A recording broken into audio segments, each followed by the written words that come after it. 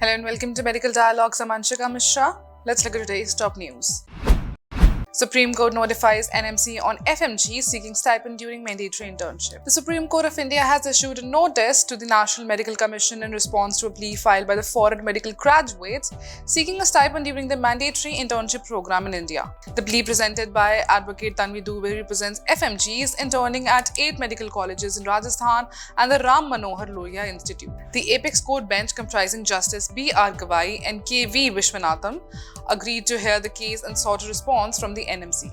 Dubey argued that the non-payment of stipend violates the fundamental right of the FMG, especially since other colleges are providing such financial support. The petitioners include FMGs currently undergoing internship at government medical colleges in Sirohi, Alwar, Dausa and Chittorgarh, Rajasthan. The plea highlighted that under Clause 3 of the National Medical Commission, which is the compulsory rotating medical internship regulation 2021, the petitioners are entitled to receive a stipend during their internship. The Supreme Court's decision to hear this plea reflects the recognition of the potential inequity faced by the FMGs and underscored the need for a uniform policy regarding stipends for all medical interns in India.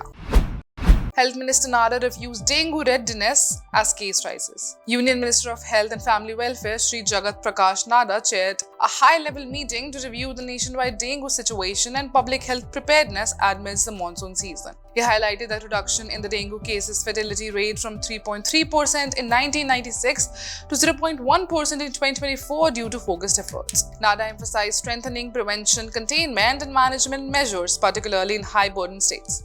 He urged interministerial collaboration involving housing, rural development, education, ministries and municipal bodies for dengue control. The health minister stressed enhancing community awareness about dengue prevention, such as avoiding stagnant water and wearing protective clothing. A nationwide information campaign using TV, radio and social media is planned. Nadda also directed the creation of a 24/7 central helpline for dengue prevention and support, advising states to implement similar helplines. He instructed AIIMS and other central hospitals to establish dedicated dengue wards with trained staff and necessary logistics. Dr. Atul Goyal, DGHS, highlighted the importance of sensitizing municipal bodies and improving infrastructure to prevent mosquito breeding. The government has issued multiple advisories, increased sentinel surveillance hospital and trained medical personnel. National Dengue Day on May 16 and updated case management guidelines reflect ongoing efforts to combat dengue effectively. Madras High Court slams NTA for delays in NEET 2019 fraud report case. The Madurai bench of the Madras High Court has issued a strong rebuke to the NTA for its failure to submit a crucial report on 2019 NEET fraud case. This case involves allegations that a student from DED Medical College secured an MBBS seat through impersonation. The student reportedly failed NEET twice before allegedly using a proxy candidate to pass the exam on his third attempt in Mumbai. The court suggested that the NTA officials might be complicit in the fraud and warned that continued inaction could result in their arrest. Justice Pugazendi, presiding over the case, highlighted significant discrepancies in the examination process. He pinpointed out the alarming fact that the student managed to appear for the NEET exam in 3 different states despite not being in India at the time. This raised serious concern about the integrity of the NTA's administration of the exam. The judge expressed the possibility of issuing orders to search the residences and offices of the implicated officers to uncover the extent of the fraud. The State Council informed the court that the NTA had not provided the necessary reports, which has caused significant delays in the investigation. The case has been pending for 5 years and the lack of cooperation from NTA has hindered progress. The court's criticism underscored the urgency of resolving these discrepancies and ensuring accountability within the NTA. Following the court's stern rebuke, the NTA Council assured that the required report will be submitted by the upcoming Tuesday. The court has rescheduled the next hearing for July 16, setting a clear deadline for the NTA to comply and provide the necessary documentation to move the investigation forward.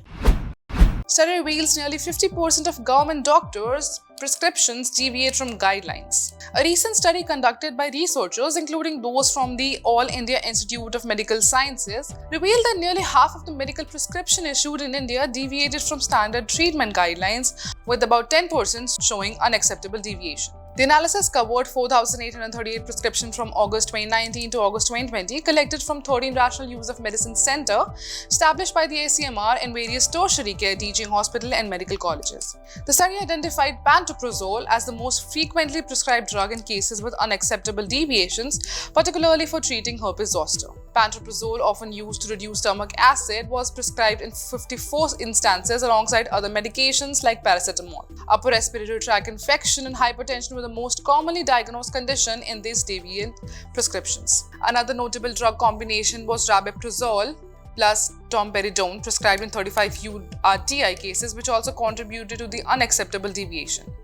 The researchers highlighted that such irrational drug prescription could lead to increased treatment costs and adverse drug reactions, such as abdominal bloating, edema, and rash. Despite these findings, around 55% of physicians adhere to the ICMR guidelines, and in the absence of Indian guidelines, they refer to international standards from bodies like the American Association of Family Physicians and the American Heart Association. Thank you for watching. Stay tuned to Medical Dialogues for more updates. Never miss a medical update from Medical Dialogues. Like, subscribe, and press the bell icon.